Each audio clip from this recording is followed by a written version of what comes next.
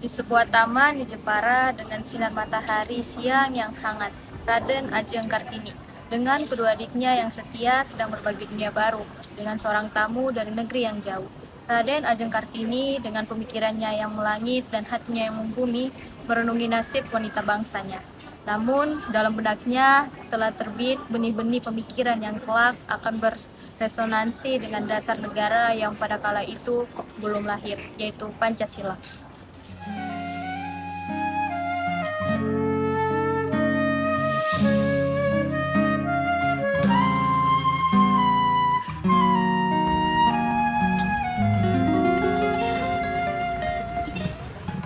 Lihat Stella, inilah yang selalu kupikirkan. Ilmu pengetahuan adalah jendela, dan semua orang, baik laki-laki ataupun perempuan, berhak membuka jendela mereka sendiri. Benar sekali Kartini, di negeriku meskipun belum sempurna, perempuan bisa belajar, menulis, bahkan memiliki pekerjaan sendiri.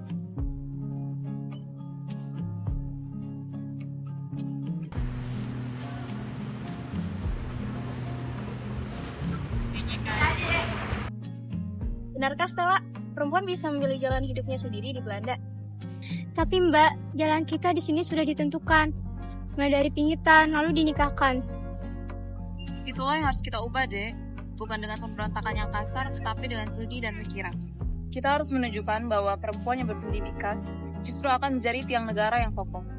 Ini tentang persatuan, laki-laki dan perempuan yang bersama-sama membangun bangsa.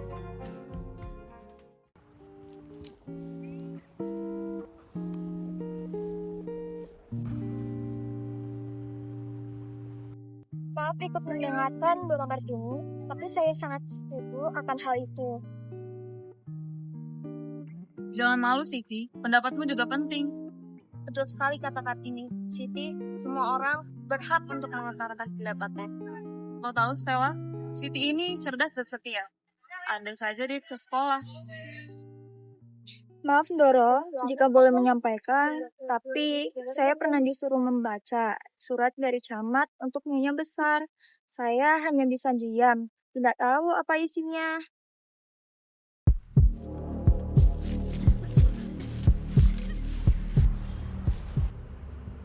Kalian masih juga di sini dengan buku-buku itu.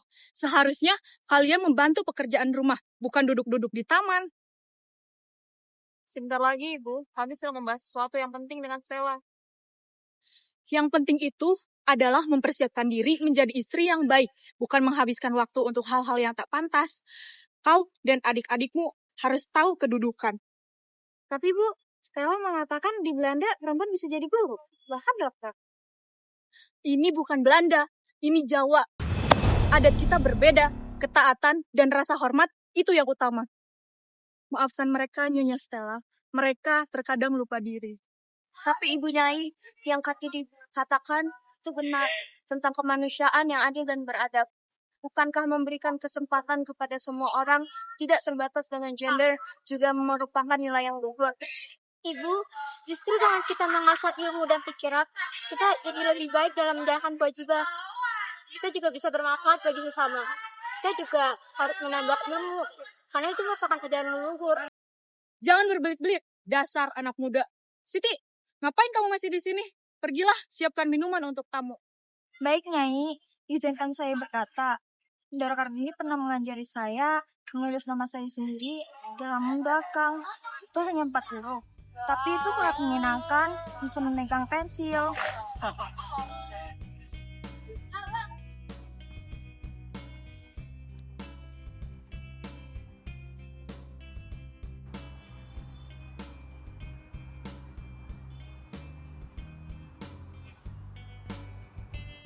Semuanya dengarlah. Sekolah, itulah impianku yang sebenarnya. Karena sekolahlah yang paling utama. Tapi bukan hanya untuk kita kaum priai, tetapi untuk semua anak perempuan desa, anak petani, dan anak nelayan.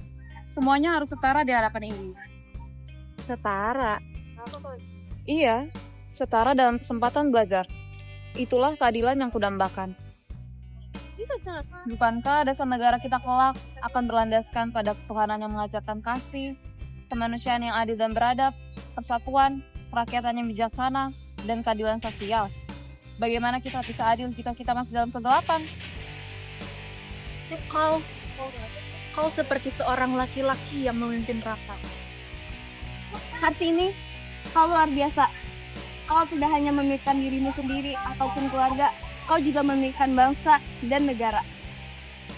Ibu, ini bukan tentang melawan, tapi ini tentang cara mencintai negeri kita menjadi lebih baik. Perempuan yang cerdas akan menghasilkan generasi yang cerdas pula.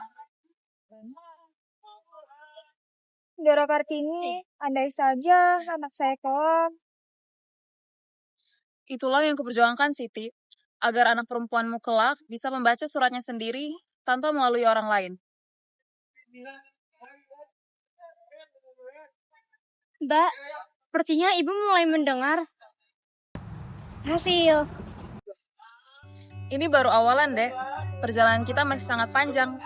Tetapi selama kita yakin pada keadilan dan persatuan, dan selama kita yakin bahwa Tuhan akan menyertai niat baik kita, cahaya matahari ini pasti akan selalu menyertai kita. Saya akan menceritakan ini di negeri saya nantinya. Tentang seorang perempuan Jawa yang memperjuangkan hak mereka sebagai perempuan.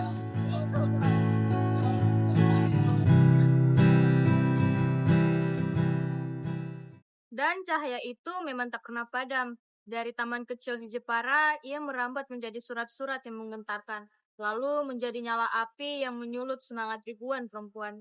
Cita-cita Kartini adalah cerminan dari sila-sila yang kelak menjadi dasar negara. Ketuhanan yang Maha Esa yang memancarkan kasih, kemanusiaan yang adil dan beradab, persatuan Indonesia yang menguatkan, kerakyatan yang dipimpin oleh hikmat kebijaksanaan, dan keadilan sosial bagi seluruh rakyatnya, tanpa terkecuali perempuan. Mimpinya tentang kesetaraan di hadapan ilmu adalah fondasi pertama untuk membangun semuanya itu.